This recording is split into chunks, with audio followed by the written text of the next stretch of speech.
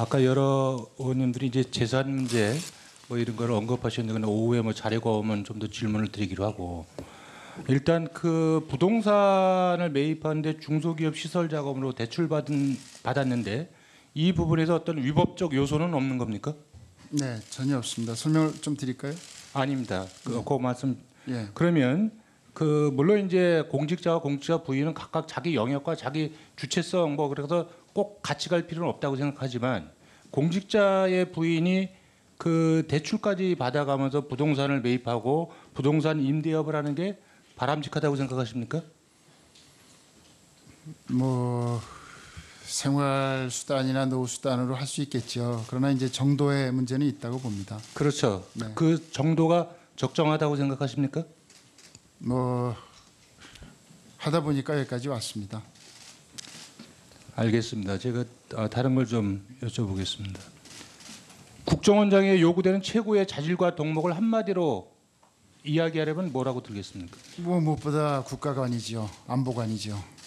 그 말씀하신 국가관 안보관이라는 것은 구체적으로 뭘 의미합니까?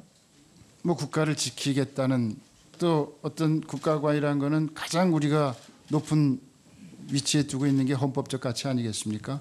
헌법적 가치를 철저히 준수하겠다 하는 각오가 확실한가 하는 그 점이라고 생각을 합니다.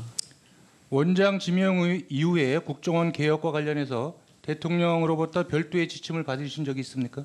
아직 구체적 지침은 받고 있지 않습니다. 대통령으로부터 북한 그 남북한 정상회담 실무를 그 총괄하고 남북 정상회담 추진 지시를 받은 적 있습니까? 아직 후보자 입장에서 그런 지시를 받지는 못했습니다.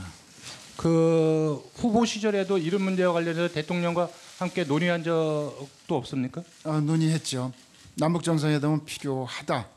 그러니까 두 분께서 남북 정상회담 추진 관련해서 의견을 교환하신 적이 있다는 말씀이죠. 뭐 구체적인 방법이나 그런 것은 없고요. 뭐 종전에 해왔듯이 남북 정상회담은 필요하다 하는 정도의 의견 교환이 있었다 이 말씀이시죠. 네. 그 후보자께서는 그 남북 정상회담 실무를 이제 원에 계실 적에 네. 총괄하고 또 북한에 한 2년 정도 한 상주하신 적이 있잖아요. 네. 그 과정에서 김정은을 만난 적이 있습니까? 김정은은 만난 적이 없습니다. 김정일 위원장만 만나고 네. 김정은을 만난 사실이 없다는 말씀이죠. 네. 그럼 그 북한에 상주하시면서 지금 북한의 어떤 저 책임 있는 그 위치에 있는 분들하고 그러니까 그때 교류했던 분들 중에 지금 북한 체제에서 책임 있는 위치에 있는 분들이 상당히 계십니까? 뭐 아직 많이 있는 것으로 알고 있습니다. 북한 김정은 체제를 합리적이라고 생각하십니까? 우리 기준에서 합리적으로 볼 수가 없죠. 그러면 그 제가 볼 적에는 후보자께서 강연에서 어떤 말씀을 하신 적이 있냐면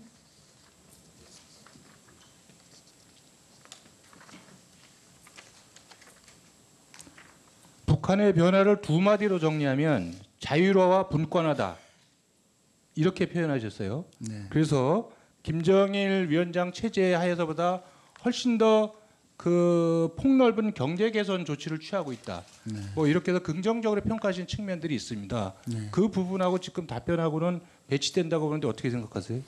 아니요, 뭐 저는 그 긍정적이라고 평가했다고 생각하지는 않고요. 이것이 이 일종의 분석적 관점에서 북한 김정은 이후의 경제 제도나 상황을 평가했다. 어쨌든 그래서 이걸 제가 오후에 제가 추가로 계속해서 질문을 좀 드리겠습니다. 어쨌든 그 부분에서 북한의 김정은 체제 후에 북한에서 벌어지고 있는 변화에 대해서 제가 일단 의미 부여를 하셨어요.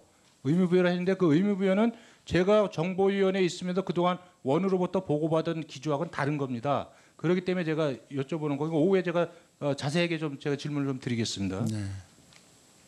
지난번 검찰 간부들의 부적절한 회식 자리에서 경력금이 5억 개 들통이 나서 특수활동비에 대한 개혁 여론이 높게 일어나고 대통령께서도 개혁 의지를 표명을 하셨습니다.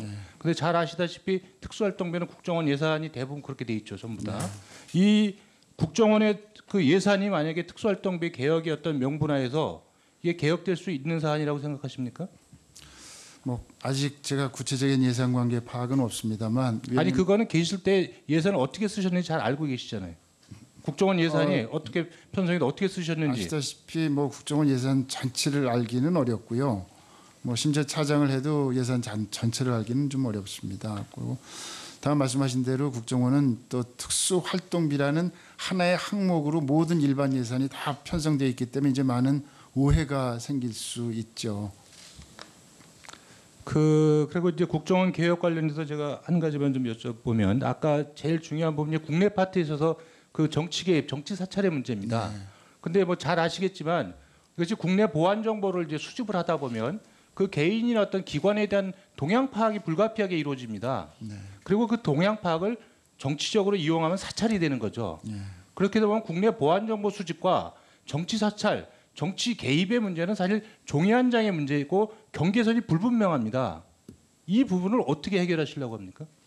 아까 여러 가지 뭐 관행의 문제 뭐 여러 가지 부분 하셨는데 제도적으로 이걸 막을 방법이 있습니까? 뭐 위원님 잘 아시다시피 사실 이 부분이 굉장히 아주 고민되는 부분인 것이 죄송합니다. 굉장히 고민되는 부분인 것이죠. 그래서 이제 방향성이 있고 원칙이 있습니다. 그래서 만약에 취임을 하게 되면 실질적으로 뭐 개혁위원회나 자문위원회 이런 거를 구성을 안 할 수가 없을 것 같습니다. 그래서 원내뿐만이 아니고 원외의 전문가 그리고 여기에 이제 어떤 고언을 줄 수 있는 분들 모셔서 깊이 있게 연구를 할 생각은 갖고 있습니다. 만약에 원장에 취임하시면 계속해서 일반 사회 동향이나 현안에 대해서 청와대 보고를 계속하실 겁니까? 저도 뭐 그 부분에 대해서 조금 생각은 있습니다. 좀 있는데 뭐 깊이 말씀드리기는 좀 그렇고 어쨌든 지금 이 자리에서 원칙적으로 말씀드릴 수 있는 거는 어떠한 정치 관여나 정치에 영향을 미치는 그런 행위나 활동은 안 하겠다. 안 하는 방향으로 모든 제도나 감독이 이루어져야 되겠다라는 점 말씀드리고요. 뭐 필요하면 오후 빙고개 때 제가 조금 제 소신을 말씀드릴 수 있겠습니다.